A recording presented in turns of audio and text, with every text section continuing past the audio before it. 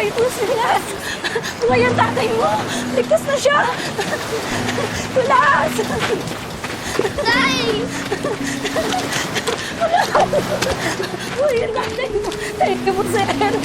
No, salamat po! Ligtas ka na! Ligtas na yung tatay mo! Tay, pain lang po ba? Oo, anak. Sir Edward, gusto ko lang ulit magpasalamat sa inyo. Utang ko sa inyong buhay ko. Thank you po. Thank you po, sir. Salamat po. Thank you, sir. Thank you. Sir Edward, gusto ko lang ulit magpasalamat sa inyo. Utang ko pa sa inyong buhay ko.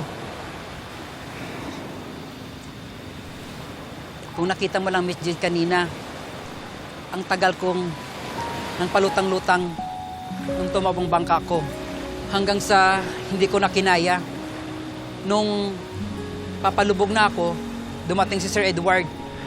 Nakita niya ako, nilangoy niya para may ligtas ako. Sa sobrang lakas ng current sa ilalim, kaya siya nasabsab sa mga corals. Salamat ulit, Sir Edward. Walas, kahit sino naman gagawin yun. Walang alaman ulit.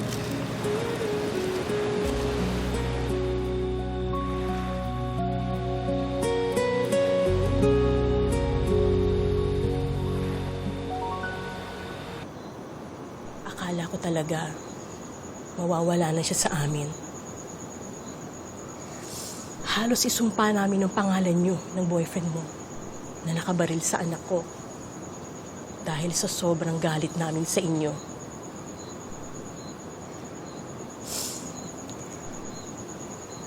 Sorry ho. Sorry ho talaga. Hindi mo naman ginusto yun, hindi ba? At hindi sa'yo ang baril na yun.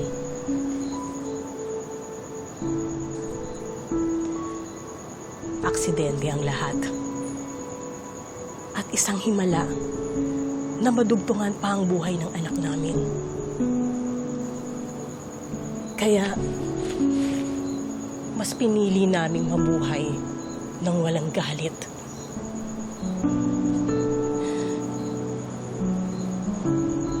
Napatawad ka na namin noon, Luna.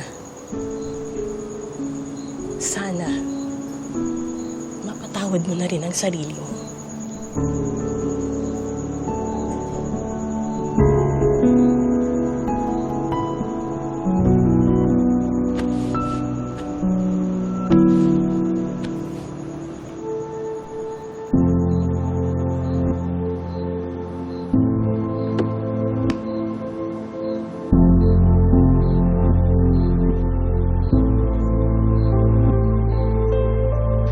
Gagabihin ako, kuya.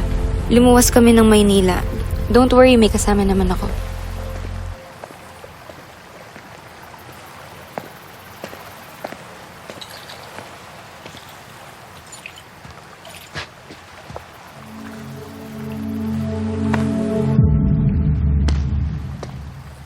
Sino ka?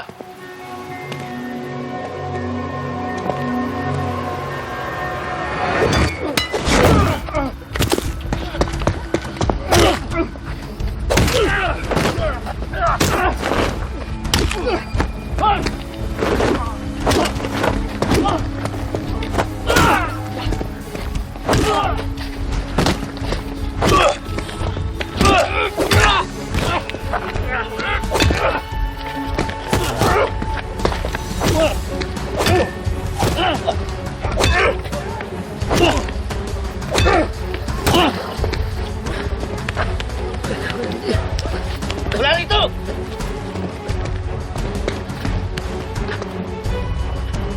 Ano? Hindi ito yun! Ano ba yung ito? Bilis!